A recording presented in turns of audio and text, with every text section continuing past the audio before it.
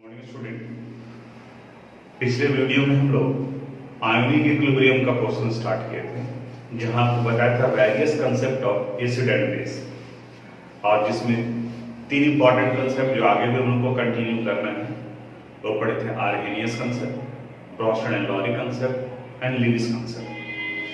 Arrhenius concept and Bronsted and Lowry concept ये ionisation पर based है केमिकल सब्सटेंस का, क्योंकि आर्हेनियस कंसेप्ट ही बताता है कि the chemical substance which ionizes in aqueous solution to give H plus ion is called an acid, while the chemical substance which give OH minus ion in aqueous solution is called base. Bronsted and Lowry concept भी ionisation पर ही based है। वो बताता है जो proton donate करेंगे तो H प्लस का डोनेशन तो आयोनाइजेशन पर ही होगा। जैसे HCl जब H प्लस में आयोनाइज करेगा और Cl माइनस में, तभी वो H प्लस किसी को डोनेट करेगा। इसी आयोनाइजेशन के अनुसार से, एक्सटेंट ऑफ आयोनाइजेशन के अनुसार से, यानी कि उस एसिड और बेस का कितना परसेंट आयोनाइज करता है, एसिड और बेस को दो पार्ट में बांटा गया। जो कंप्लीटली आयोनाइज करते हैं, जिनका degree of ionisation, degree of dissociation 100% होता हो, इन्हें अल्फा से रिप्रेजेंट किया जाता है डिग्री ऑफ डिसोसिएशन को। जिनका डिग्री ऑफ डिसोसिएशन 100% होता हो उन्हें strong acid and strong base कहते हैं। और जो पार्शियली आयोनाइज करते हैं, जो रिवर्सिबल रिएक्शन शो करते हैं, उन्हें weak acid and weak base कहा जाता है। तो strong acid and strong base का डेफिनेशन आ गया। The acid which completely ionises to give H plus ion, completely which completely ionizes to give H plus ion is called a strong acid, while the base which completely ionizes to give OH minus ion in aqueous solution भी कर सकते हो आप, is called a strong base। जबकि weak acid और weak base उन्हें कहा जाएगा जो partially ionize करते हैं, H plus देंगे तो acid और OH minus देंगे तो वो base। पहले कुछ एक एग्जांपल्स के बारे में डिस्कस करते हैं। जैसे मिनरल एसिड में स्पेशली अगर HCl को आप लेते हो तो ये आयोनाइज करता है as H plus plus Cl minus. Nitric acid को अगर आप लेते हैं HNO3 तो ये आयोनाइज करता है as H plus plus NO3 minus. Sulphuric acid अगर यूज करते हैं H2SO4 तो ये आयोनाइज करता है as 2H plus plus SO4 2 minus.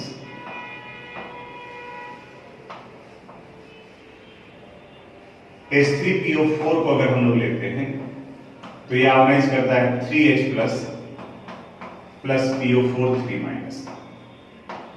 इन सब में हाइड्रोजन आयन का फॉर्मेशन हुआ है, हाइड्रोजन आयन, हाइड्रोजन आयन है, हाइड्रोजन आयन है।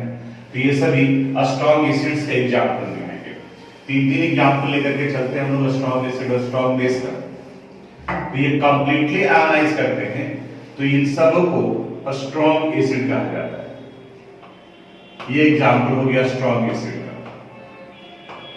Strong acid. वीक एसिड में ऑर्गेनिक एसिड आते हैं, जो ऑर्गेनिक केमिस्ट्री में हम लोग पढ़ते हैं, जैसे एसिटिक एसिड CH3COOH। और जो वीक होगा वो पार्शियली आयोनाइज करता है तो ये रिवर्सिबल रिएक्शन शो करेगा। आइडेंटिफिकेशन का ये भी एक तरीका हो गया। जहां इररिवर्सिबल नेचर शो कर रहा है तो वो स्ट्रॉन्ग होगा, जहां रिवर्सिबल नेचर शो कर रहा है वो वीक होगा, क्योंकि रिवर्सिबल कभी कंप्लीट नहीं होता है। CH3COO minus plus H plus. अगर बेंजोइक एसिड लेते हैं C6H5COOH तो ये आयोनाइज करेगा as C6H5COO minus plus H plus. Carbonic acid H2CO3, carbon dioxide को जब वाटर में डिसॉल्व करते हैं तो ये कार्बोनिक एसिड देता है, ये भी पार्शियली आयोनाइज करता है, it give 2H plus plus CO3 2 minus. तो ये पार्शियली आयोनाइज कर रहे हैं, इसलिए ये एग्जांपल हो गया वीक एसिड का। इन्हें वीक एसिड कहा जाएगा। ये था स्ट्रॉन्ग एसिड और ये हो गया वीक एसिड। आगे हम लोग एक डेफिनेशन पढ़ेंगे, यहीं पर उसको एक्सप्लेन कर देते हैं, क्योंकि यही एग्जांपल वहां पर भी आएगा। एसिडिटी एंड बेसिसिटी आता है। एसिड के लिए बेसिसिटी टर्म यूज करते हैं और बेस के लिए एसिडिटी टर्म यूज करते हैं। तो कहा जाता है कि कोई भी एसिड जितना H+ आयन प्रोड्यूस करता है वह उसका बेसिसिटी कहा जाएगा, और कोई भी बेस जितना OH- आयन प्रोड्यूस करेगा वो उसका एसिडिटी कहा जाएगा। तो यहां से आपको दिख रहा है कि यहाँ 1H+ बना है, तो HCl का बेसिसिटी 1 होगा, HNO3 का बेसिसिटी 1 होगा, जबकि सल्फ्यूरिक एसिड के केस में 2H+ आयन है तो इनके बेसिसिटी का वैल्यू 2 होगा। आगे डेफिनेशन लिखवाएंगे, बट कंसेप्ट यही काम करेगा।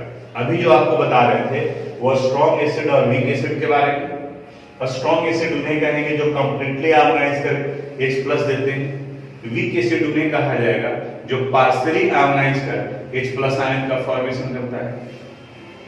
इसी तरह से स्ट्रॉन्ग बेस और वीक बेस भी है।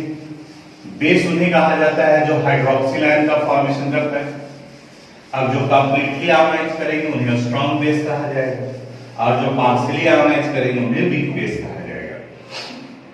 जैसे अगर आप सोडियम हाइड्रोक्साइड लेते हो NaOH, तो ये कंप्लीटली आयोनाइज करता है as Na+ plus OH-। Potassium hydroxide को अगर लेते हैं KOH, तो ये आयोनाइज करेगा एज K+ प्लस OH-। वहीं अगर अमोनियम हाइड्रोक्साइड को लेते हैं NH4OH, तो अमोनियम हाइड्रोक्साइड ये आयोनाइज करेगा NH4 प्लस OH-। कई जगह पर अमोनियम हाइड्रोक्साइड की जगह पर अमोनिया भी लिया जाता है, अमोनिया भी ले सकते हैं, लेकिन यहां आपको वाटर यूज करना पड़ेगा, तभी इस जगह पर अमोनियम आयन बनेगा, यानी वाटर का H इसके पास आएगा। तो ये फॉर्मेशन कर दिया NH4 प्लस और प्लस OH-। बाकी जितना ऑर्गेनिक में जैसे मिथाइलअमाइन होता है, इथाइलअमाइन होता है, उन सभी का भी आप यूज कर सकते हो। जैसे CH3NH2, इन्हें मिथाइलअमाइन कहा जाता है। इन्हें जब वाटर में ऐड करते हैं तो वाटर में ये पार्शियली आयोनाइज करता है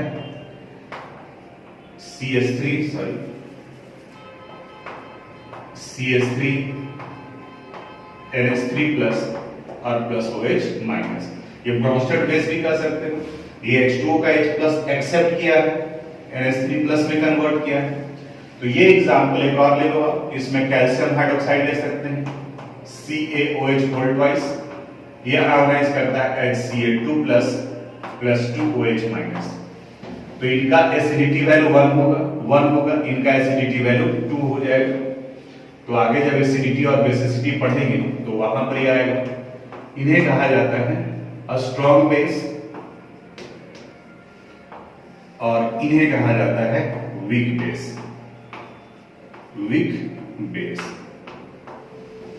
तो स्ट्रॉन्ग और वीक का कंसेप्ट हमें लगता है कि क्लियर हुआ होगा। सिंपल कंसेप्ट रखना है जो कंप्लीटली आयोनाइज करता है, जिनके डिग्री ऑफ डिसोसिएशन यानी अल्फा का वैल्यू 100% होता है। 100% का मतलब 1 होता है, क्योंकि परसेंट को 100/100 करोगे तो 1 हो जाएगा। तो जिनके अल्फा का वैल्यू 100% होता हो वो स्ट्रॉन्ग एसिड स्ट्रॉन्ग बेस में आएगा, और जो पार्शियली आयोनाइज करते हैं वो week acid and weak base के एग्जांपल में आते हैं। तो डेफिनेशन PDF से नोट कीजिएगा और एग्जांपल यहाँ वीडियो से नोट कर लीजिएगा। अब आते हैं हम लोग एसिडिटी एंड बेसिसिटी पर। अभी आपको बताया था एसिडिटी कहा जाता है the number of H+ ion, acidity base का होता है, और ये कहा जाता है the number of OH- ion hydroxyl ion produced by A base, while basicity is the number of H+ ion produced by an acid। ये उल्टा होता है। जैसे आप फिजिक्स में डिफेक्ट ऑफ रीजन पढ़े होंगे तो short sightedness and long sightedness के बारे में पढ़े होंगे। आपको पता होगा, अंडर 10th क्लास में पढ़े होंगे। शॉर्ट साइटेडनेस में व्यक्ति को नजदीक का दिखता है, दूर का दिखाई नहीं देता है। ऐसे फर्स्ट अटेम्प्ट में लगता है कि शॉर्ट साइटेडनेस यानी कि नजदीक का बीमारी होगा, लेकिन वो शॉर्ट साइटेड पर्सन है, यानी उसको सिर्फ नजदीक का दिखाई देता है। उसी तरह से लॉन्ग साइटेडनेस में दूर का दिखता है, नजदीक का नहीं दिखता है। कुछ वैसे ही कंसेप्ट यहाँ पर भी है। एसिडिटी बेस के लिए यूज करते हैं और बेसिसिटी एसिड के लिए यूज करते हैं। अब जितना जो H+ आयन प्रोड्यूस करेगा, आयोनाइज होगा, वो उसका एसिडिटी कहा जाएगा। अब यहाँ कुछ एग्जाम्पल्स लेते हैं हम लोग। जैसे अगर हम लोग यहां बेस ले रहे हैं तो बेस से रिलेटेड उसका एसिडिटी होगा, आयोनाइजेशन तो अभी हम लोग किए हैं। जैसे NaOH अगर ले रहे हैं तो NaOH का आयोनाइजेशन होगा तो Na plus plus OH minus ionise करता है। NaOH का आयोनाइजेशन होता है as Na plus plus OH minus. फिर से हम लिख दे रहे हैं KOH का आयोनाइजेशन होगा K plus plus OH minus. Calcium hydroxide CaOH whole twice, इनका आयोनाइजेशन होगा at Ca2 plus plus 2OH minus. Aluminium hydroxide अगर लेते हैं AlOH होल थ्राइस तो ये आयोनाइज करता है Al3 plus plus 3OH minus. अब इसी अनुसार से अगर इनका एसिडिटी निकालना तो NaOH के केस में 1 हाइड्रोक्सिल आयन आता है, इसलिए इसका एसिडिटी वैल्यू 1 होगा। अगर KOH ले रहे हैं तो KOH के केस में भी 1 हाइड्रोक्सिल आयन आ रहा है, इसलिए इनका एसिडिटी वैल्यू 1 होगा। अगर कैल्शियम हाइड्रोक्साइड लेते हैं CaOH होल ट्वाइस तो ये कैल्शियम हाइड्रोक्साइड आयोनाइज होकर 2 हाइड्रोक्सिल आयन का फॉर्मेशन कर रहा है, तो यहां ये 2 होगा। एल्यूमिनियम हाइड्रोक्साइड अगर है AlOH होल थ्राइस तब AlOH होल थ्राइस में 3 हाइड्रोक्सिल आयन है, तब यहां पर इनका वैल्यू 3 होगा। तो ये इनके एसिडिटी से रिलेटेड हो गया। उसी तरह से अगर आप एसिड यूज करते हो तो कोई भी एसिड जितने H प्लस का फॉर्मेशन करेगा वो उसका बेसिसिटी कहा जाएगा, वो उनका बेसिसिटी होगा। जैसे कुछ कॉमन एसिड में HCl आता है, HNO3 होता है, H2SO4 आता है, H3PO4 आता है। अब इनको आयोनाइज करते हैं। HCl को अगर आयोनाइज करेंगे तो ये H plus plus Cl minus में टूटेगा। नाइट्रिक एसिड को अगर आयोनाइज करते हैं तो ये H plus plus NO3 minus में ब्रेक करता है। फिर है सल्फ्यूरिक एसिड यानी कि H2SO4। H2SO4 का आयोनाइजेशन होता है as 2H plus plus SO4 2 minus. Sulphuric acid के बाद में फास्फोरिक एसिड है H3PO4, ये आयोनाइज कर देता है 3H plus plus PO4 3 minus. अब यहां पर लिखेंगे तो HCl के केस में बेसिसिटी का वैल्यू आ जाएगा 1, HNO3 के केस में बेसिसिटी का वैल्यू होगा 1, H2SO4 के केस में वैल्यू आएगा 2, H3PO4 के केस में वैल्यू आएगा 3। लेकिन इसी H3PO4 को ऑक्सो एसिड ऑफ फास्फोरस कहा जाता है और 12th तक का ये रिपीटेड क्वेश्चन है और आपके लेवल में भी कॉम्पिटिटिव एग्जामिनेशन में नजर आएगा। H3PO4 ना देकर के H3PO3 दे देगा। तो जनरली यहां से यहां तक पढ़ते पढ़ते स्टूडेंट्स के दिमाग में ये बैठ जाता है कि जितना हाइड्रोजन है उतना ही उसका एसिडिटी और उतना ही उसका बेसिसिटी वैल्यू होगा, क्योंकि दिख भी रहा है। तो यहां पर जैसे ही ये 3 दिखता है तो स्टूडेंट 3 लिख देता है, लेकिन यहां पर ये 3 नहीं होता है, इसकी जगह पर 2 होता है। ऐसे ही आप 3 के बगल में क्रॉस करोगे तो आपका ध्यान जाएगा ये 3 नहीं होता है, और जनरली लोग ये गलती करते हैं। अब ये पता चलेगा इनके स्ट्रक्चर लिखने पर। तो पहले क्या करोगे, एसिडिटी और बेसिसिटी का डेफिनेशन लिखने के बाद में आप एग्जाम्पल में लिखिएगा, और उसके बाद नोट में under the heading of note oxo acids of phosphorus के बारे में कि अब यहां पर 3 क्यों नहीं हुआ, 2 क्यों हुआ, इसके बारे में बताते हैं। वो उसके ऑक्सो एसिड्स ऑफ फास्फोरस का एक स्पेशल कंडीशन हो जाएगा। तो इसको नोट कर लीजिएगा। आप चाहें तो उसके सामने में इसको भी नोट करोगे तो आयोनाइज होगा, जितना हम एग्जांपल दिए हैं। अब H2SO4 की जगह पर H2CO3 भी हो सकता है, वहां पर भी वो 2H प्लस का फॉर्मेशन करेगा तो बेसिसिटी वैल्यू 2 हो जाएगा। तो और भी एग्जांपल हो सकते हैं। जितने OH बेरियम हाइड्रोक्साइड होगा तो BaOH होल ट्वाइस होता है, तो OH होल ट्वाइस है तो 2 हाइड्रोक्सिल आयन देगा, तो वहां पर वो वैल्यू 2 हो जाएगा। तो इसको आप नोट कर लीजिएगा। हम लोग एक नया टॉपिक स्टार्ट कर रहे हैं, ऑक्सो एसिड ऑफ फास्फोरस, और ये 11th से ज्यादा 12th के लिए इंपॉर्टेंट है, यानी कि थोड़ा सा एक्स्ट्रा पार्ट ये हो गया। वैसे आप इक्विलिब्रियम में देखोगे तो ये नजर नहीं आएगा, लेकिन क्वेश्चन आपको नजर आएगा। खास करके ऑब्जेक्टिव टाइप के क्वेश्चन में दिया रहता है। पहले समझते हैं कि ऑक्सो एसिड कहते हैं किसे हैं। जनरली कार्बन, फास्फोरस, नाइट्रोजन ये एसिड्स का फॉर्मेशन करते हैं, और इसके एसिड्स के मॉलिक्यूलर फार्मूला में ऑक्सीजन अवेलेबल होता है। जैसे नाइट्रिक एसिड हो गया HNO3, तो इसे हम लोग ऑक्सो एसिड्स ऑफ नाइट्रोजन कहेंगे। सल्फ्यूरिक एसिड का फार्मूला हो गया H2SO4, तो यहाँ सल्फर के साथ ऑक्सीजन प्रेजेंट है, तो ये ऑक्सो एसिड ऑफ सल्फर कहा जाएगा। उसी तरह से फास्फोरस के भी कई ऑक्सो एसिड्स हैं। आगे आप 12th में जाओगे तो वहां पढ़ोगे सल्फर के भी कई ऑक्सो एसिड्स हैं, क्लोरीन के भी कई ऑक्सो एसिड्स हैं। यानी कि वैसे एसिड जिसमें ऑक्सीजन भी प्रेजेंट है नॉन मेटेलिक एलिमेंट के साथ में, वो उस नॉन मेटेलिक एलिमेंट का ऑक्सो एसिड कहा जाता है। फास्फोरस के 3 इंपॉर्टेंट ऑक्सो एसिड्स हैं, एक जो कि कॉमन, जिन्हें हम लोग फॉस्फोरिक एसिड कहते हैं, फॉस्फोरिक एसिड, और इसका मॉलिक्यूलर फार्मूला होता है H3PO4। दूसरा है फॉस्फोरस एसिड, फॉस्फोरस एसिड, इनका मॉलिक्यूलर फार्मूला होता है H3PO3। फिर है फॉस्फेनिक एसिड, और भी नाम है इनका, वो 12th के एनसीईआरटी में देखोगे तो वहां मिलेगा। इनका फार्मूला होता है H3PO2। अब चूंकि ये सब एसिड हैं, तो इनका बेसिसिटी वैल्यू हमें आइडेंटिफाई करना है। सबके फार्मूला में देखोगे तो 3 हाइड्रोजन 3 हाइड्रोजन 3 हाइड्रोजन है, लेकिन सबका बेसिसिटी वैल्यू अलग अलग होता है, और ये कितना बेसिसिटी देगा वो इसके स्ट्रक्चर पर डिपेंड करता है। अब यहां देखो फॉस्फोरिक एसिड का अगर स्ट्रक्चर हम लोग लिखें तो ये कुछ इस तरीके का दिखता है।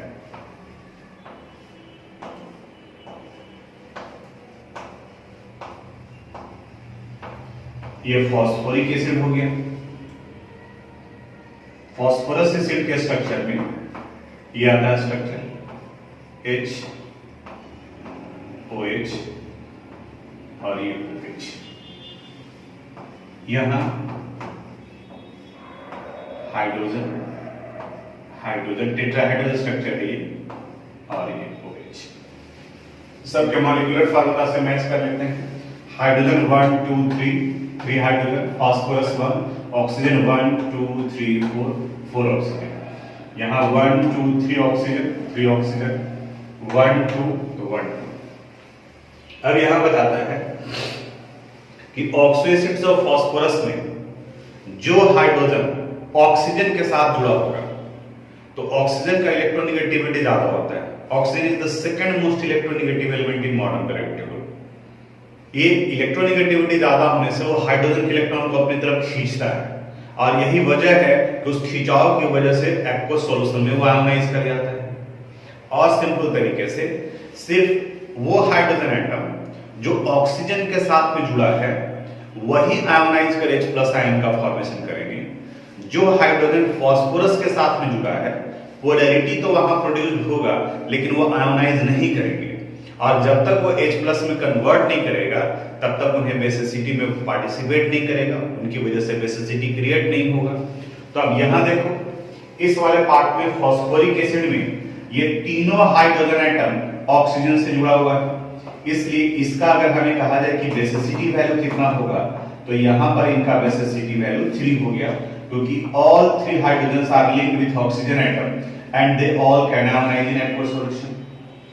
यहां पर सिर्फ यही 2 हाइड्रोजन एटम ऑक्सीजन से जुड़ा है, ये हाइड्रोजन फास्फोरस से जुड़ा है, तो ये आयोनाइज नहीं करेगा, तो सिर्फ ये दोनों आयोनाइज करेगा। इस वजह से इनके बेसिसिटी का वैल्यू 2 हो जाएगा। तो जब यहां समझ में आ गया तो हमको लगता है कि यहां आपका क्लियर होगा। अगर ये पूछा जाए कि फॉस्फेनिक एसिड का बेसिसिटी वैल्यू कितना होगा, तो आपको दिख रहा है कि has only 1 hydrogen which is linked with oxygen atom and therefore it's basicity value could be 1, यानी इसके बेसिसिटी वैल्यू कितना होगा 1 होगा। तो ये इंपॉर्टेंट पार्ट था बेसिसिटी से रिलेटेड, तो अलग से टॉपिक लिख करके उसमें उसी में इक्विलिब्रियम चैप्टर में यानी कि एडिशनल इंफॉर्मेशन हो गया, और ये न सिर्फ 11th के लिए बल्कि 12th के लिए भी इंपॉर्टेंट है, तो इसको आप कॉपी कर लीजिएगा स्ट्रक्चर के साथ में जैसे बताएं। अब जब हम लोग एसिडिटी और बेसिसिटी कंप्लीट कर लिए हैं, तो उसी से रिलेटेड एक टर्म है नॉर्मेलिटी। यह भी इक्विलिब्रियम चैप्टर में यहाँ नहीं दिखेगा, लेकिन इस जगह पे अभी जो हम लोग सीखे हैं उस कंसेप्ट का यहाँ जरूरत पड़ेगा। कुछ एक साइड बुक में आप नॉर्मेलिटी देखे होंगे, some basic concept of chemistry में वहां छोड़ दिए थे, बताया था कि जब जहां पे आपको समझ में आ सकता है उस जगह पर बताएंगे। तो अब चूंकि एसिडिटी और बेसिसिटी का कंसेप्ट आपका क्लियर हो गया है, उसका जरूरत पड़ेगा यहाँ पर, तो इस जगह पर नॉर्मेलिटी को हम लोग बता सकते हैं। नॉर्मेलिटी का डेफिनेशन है, it is the number of gram equivalent of solute present in per litre solution. जिस तरह से मोलरिटी मोलरिटी निकालते हैं, उसी तरह से नॉर्मेलिटी भी है, कंसंट्रेशन ऑफ सॉल्यूशन को रिप्रेजेंट करने का तरीका। और डेफिनेशन के अनुसार से नॉर्मेलिटी है, it is the number of gram equivalent of solute, gram equivalent of solute present in per litre solution divided by volume of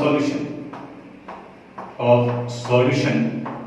और अगर ये मिलीलीटर में है, जो कि जनरली दिया रहता है, तो इसे मल्टीप्लाई करेंगे 1000 से। ये नॉर्मेलिटी निकालने का फार्मूला हो गया। जिस तरह से मोलरिटी को कैपिटल M से रिप्रेजेंट करते हैं, उसी तरह से नॉर्मेलिटी को हम लोग कैपिटल N से रिप्रेजेंट करते हैं, और इनका प्रोनाउंसिएशन होता है नॉर्मल। वहां हम लोग मोलर कर देते हैं। अब इसके फार्मूला को हम लोग देखिए तो वॉल्यूम तो नोन है, पहले ही पढ़े हैं, लेकिन यहाँ एक नया टर्म आ गया ग्राम इक्विवेलेंट ऑफ सॉल्यूट। ये कैसे निकालेंगे हम लोग?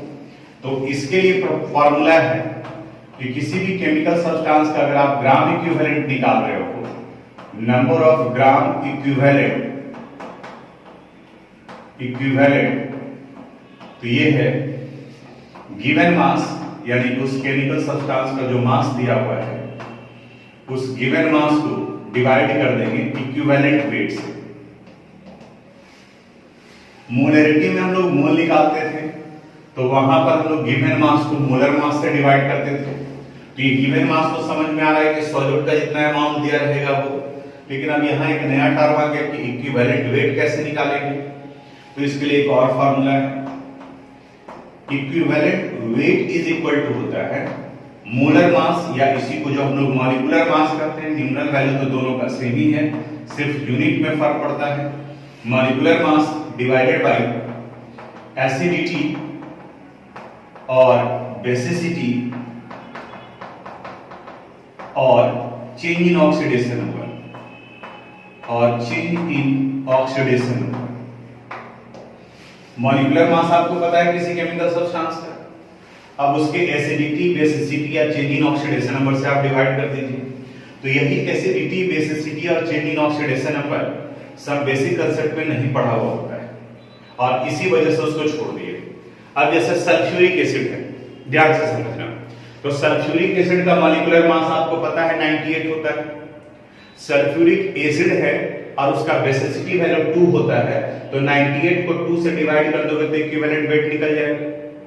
इस इक्विवेलेंट वेट को यहां पुट करेंगे तो ग्राम इक्विवेलेंट निकलेगा, और यहां ग्राम इक्विवेलेंट पुट करेंगे तो नॉर्मेलिटी निकलेगा। तो ये तो तब हुआ जब हमको एसिडिटी और बेसिसिटी पता है। सोडियम हाइड्रोक्साइड है, मॉलिक्यूलर मास आपको पता है कि सोडियम हाइड्रोक्साइड का 40 होता है।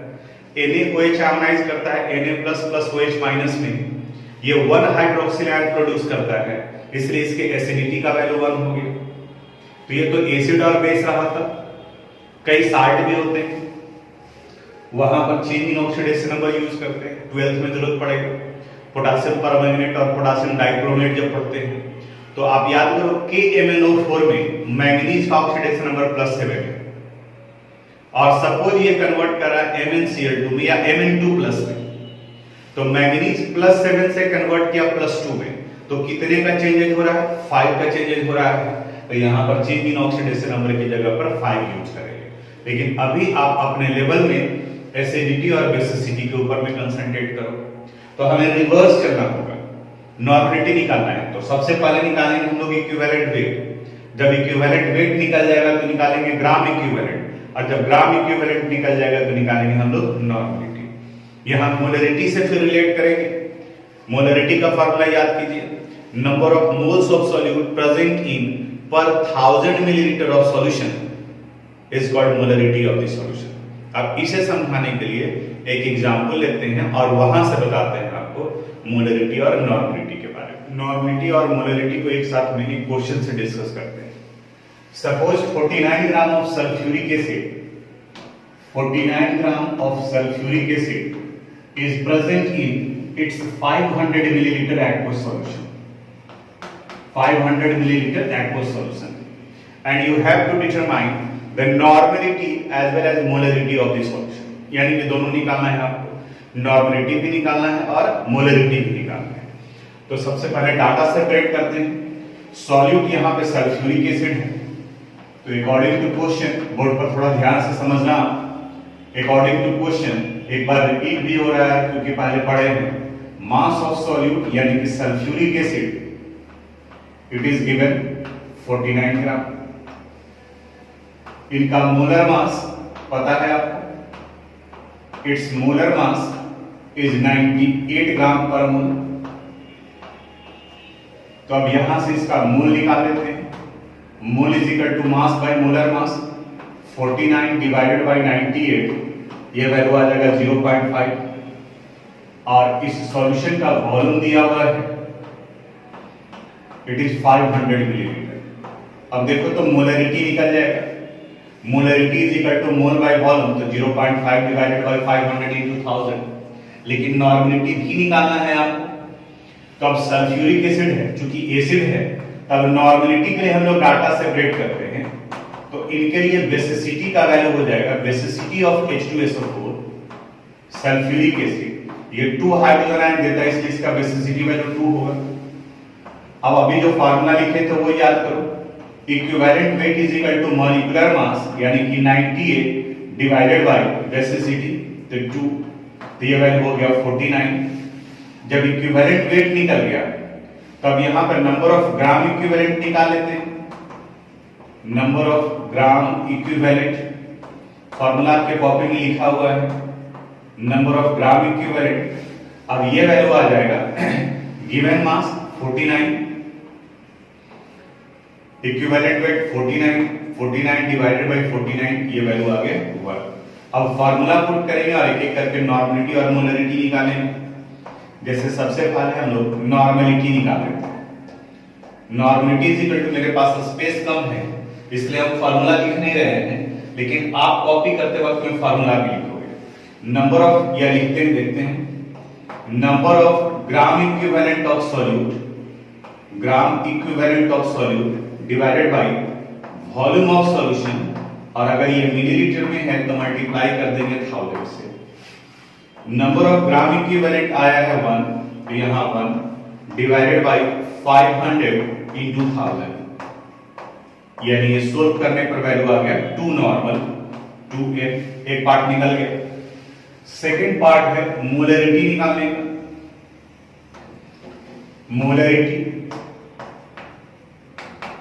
मोलरिटी और इनका फार्मूला है number of mole of solute, जिस सॉल्यूट का निकालना है mole, divided by volume of solution, और अगर ये मिलीलीटर में है तो मल्टीप्लाई कर देंगे 1000 से। Number of mole of solute यहां आया है 0.5, वॉल्यूम है 500 इंटू 1000, तो ये 2 और 0.2 इंटू 0.5, ये आ जाएगा 1 मोलर। अब देखो मोलरिटी का वैल्यू आ गया 1 मोलर और नॉर्मलिटी का वैल्यू आ गया 2 नॉर्मल। तो नॉर्मलिटी और मोलरिटी आप निकाल सकते हैं। एक और डायरेक्ट मेथड है नॉर्मलिटी निकालने का, लेकिन ये मेथड आप तब अप्लाई कर सकते हो जब मोलरिटी दिया हुआ, अदरवाइज आपको यही स्टेप यूज करना पड़ेगा। इसीलिए पहले हम ये बताया। वो डायरेक्ट मेथड क्या है, किसी अगर केमिकल सब्सटेंस का नॉर्मलिटी निकालना हो, नॉर्मलिटी, तो इसके लिए फॉर्मूला होता है मोलरिटी इनटू एसिडिटी और बेसिसिटी, एसिडिटी और बेसिसिटी, बेसिसिटी। जैसे इस वाले क्वेश्चन में मोलरिटी का वैल्यू 1 आया, तो यहां पर आप लिख सकते हो 1, और सल्फ्यूरिक एसिड के केस में बेसिसिटी का वैल्यू 2 होता है, तो 1 इंटू 2 कर दिए तो वैल्यू कितना हो गया 2 नॉर्मल, यानी कि यहां पर। तो फिर आप कहोगे कि जब इतना आसान था तो फिर इतना मेथड डिस्कस करने का क्या जरूरत था। फिर ध्यान से सुनो, ये तो हम लोग तब यूज करेंगे जब मोलरिटी दिया हुआ हो ना, और अगर मोलरिटी नहीं दिया होगा तो तब तो फिर आपको यही मेथड यूज करना पड़ेगा ना, इसलिए वहां बताया। इस फॉर्मूले में 3 पार्ट हैं, नॉर्मलिटी, मोलरिटी और एसिडिटी और बेसिसिटी। तो जैसे मोलरिटी दिया हुआ था तो नॉर्मलिटी आप निकाल लिए, उसी तरह से अगर नॉर्मलिटी दिया है तो आप मोलरिटी भी निकाल सकते हैं। नॉर्मलिटी को डिवाइड कर देंगे एसिडिटी या बेसिसिटी से। तो ये पोर्शन वो था जो some basic concept of chemistry में हम छोड़े थे। अब इस टॉपिक के बाद में हम लोग फिर अपने बुक वाले टॉपिक पर आते हैं।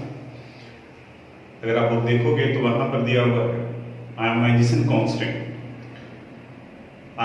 कांस्टेंट ऑफ वाटर, KW से रिप्रेजेंट किया जाता है, और फिर उसी से रिलेटेड पीएच स्केल है।